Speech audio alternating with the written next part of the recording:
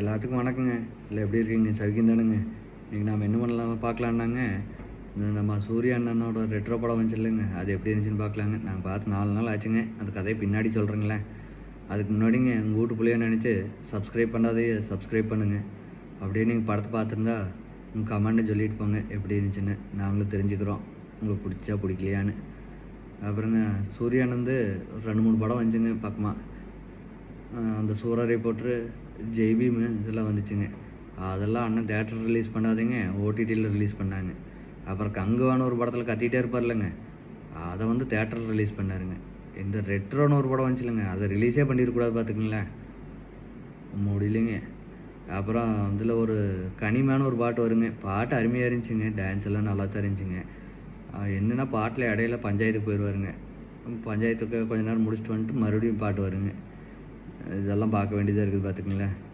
அப்புறம் இதுலேயும் அண்ணன் வழக்கம் போல தாங்க கத்துவார், சண்டை போடுவார், அடித்தா 10-20 பேர் தொட்டுக்க அடிப்பார். அப்படி தான் போகுதுங்க.